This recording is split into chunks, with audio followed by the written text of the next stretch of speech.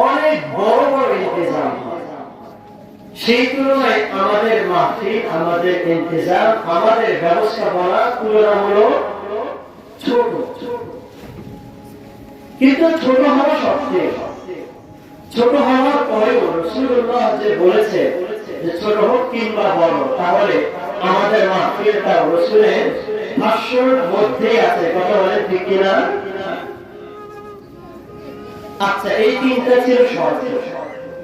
এবার রাসূল বলে খুব মনোযোগী হন, খুব মনোযোগী হন। মানে এতটুকু আপনারা পাবেন। আজকে যে কষ্ট করে এসেছেন না, ইচ্ছা করলেই তো কোমর জড়িয়ে ঘুমানোর সুযোগ ছিল কিনা বলে, ইচ্ছে করলেই তো নিজের সন্তান আদি, নিজের স্ত্রী, পরিবারের সাথে আমরা সময় কাটাতে পারতাম। কিন্তু আমরা তা না করে এখানে যে আসলাম, একটা বেনিফিট লাভ না থাকলে এখানে আসার কোনো দরকার। আল্লাহ রাসূল বলেছেন এই তিনটা গুণ যদি কোনো একটা মজলিস আর কোনো বান্দার মধ্যে থেকে থাকে, আল্লাহ রাব্বুল আলামিন বলেন এই মজমার যত ছোট হোক না কেন, এই চারদিক দিয়ে ফেরেশতারা বসে যায়।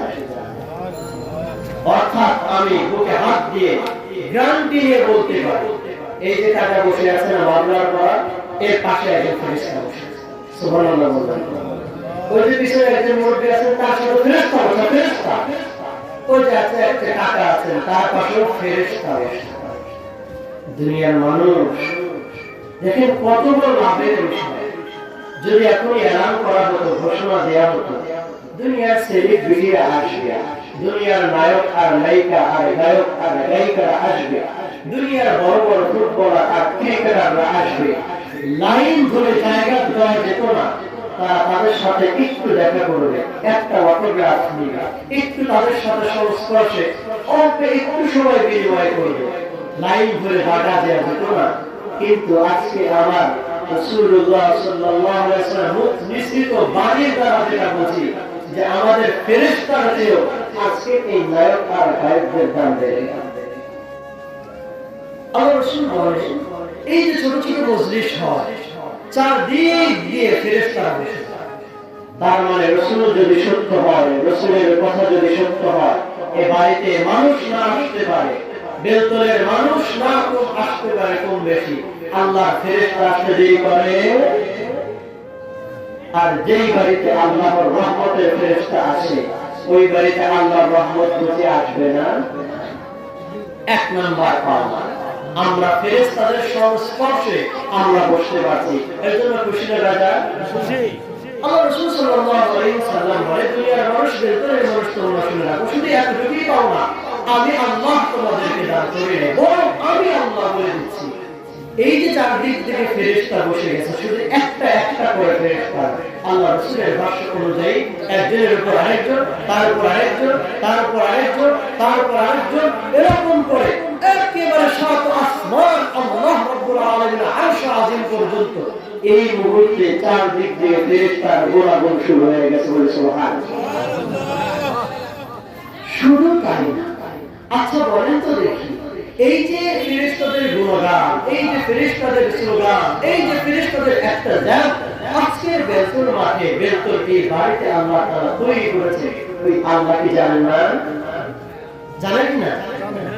তারপরে আল্লাহ রাব্বুল আলামিন ফেরেশতাদেরকে বলে, ফেরেশতা এত জ্যাম দেখা যায়, যেমন রাস্তার মোড়ে যদি জ্যাম হয়, তারা বিবেকবান বা চেতনাশীল, তারা একটু আগায় যায়, কোন গাড়ি ব্যাগে করে রেখেছে, ওই গাড়িটারে সোজা করে দাও, ওই গাড়িটারে বের করে দাও।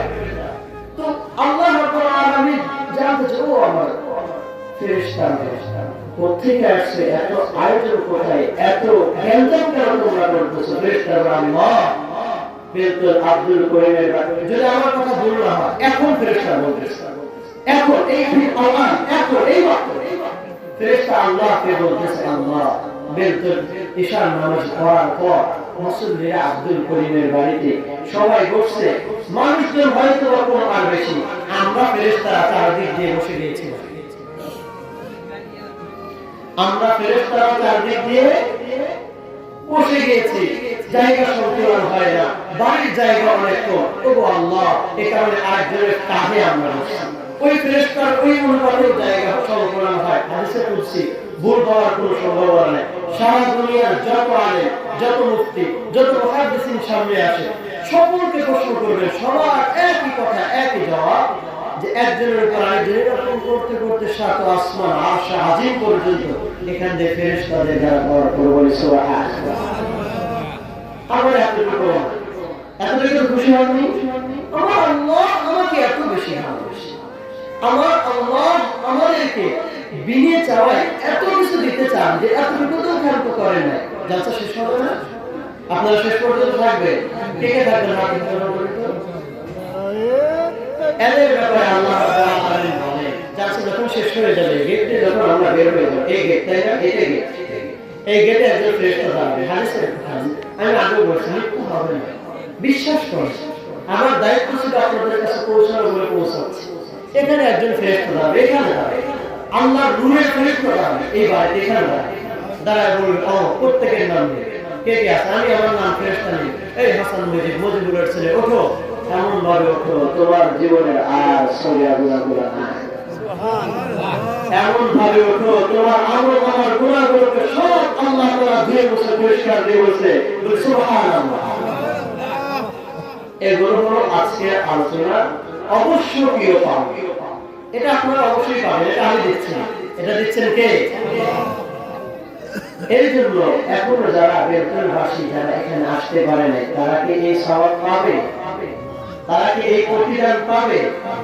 এতটুকু বলার পরেও যারা শুনেছে আমি আরজ করবো, আমার বেলতলের মানুষ সকলে আমরা চলে আসি মাহফিল প্যান্ডেলে।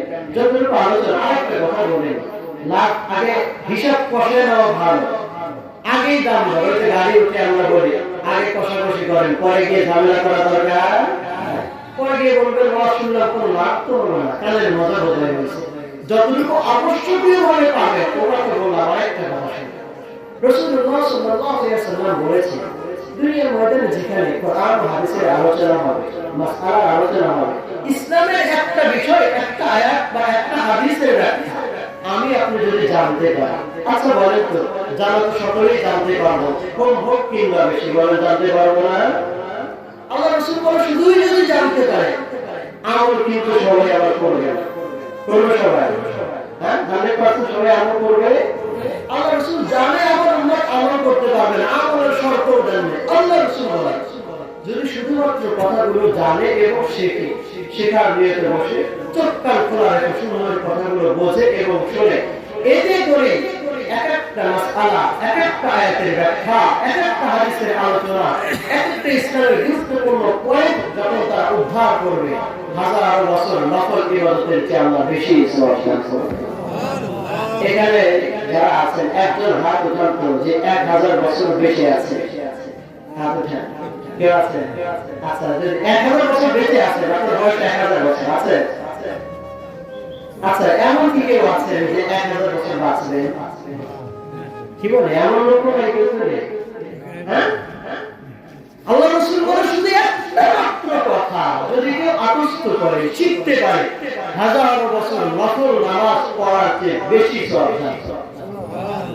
যে হাজার বছরের মানুষ আমাদের বাকি চালান দিয়েও পাওয়া যাবে না, যে হাজার বছর মানুষ বাসা আশা পর্যন্ত করার মানুষ একেবারে সার সার চিরনি তল্লাশ করেও পাওয়া যাবে না। একটা একটা কথা শিখবো, আমল করি বা না করি, আল্লাহ এই পরিমাণ পাওনা আমাদেরকে দান করবেন বলে সুবহানাল্লাহ। এই জন্য আজকে এই মাহফিলে আসতে পেরে এখন বলে আমরা খুশি না? খুব খুশি না? আল্লাহ রাব্বুল আলামিন আমাদেরকে এরকম বেশি বেশি প্রোগ্রামে বসার তৌফিক দান করেন বলে আমিন।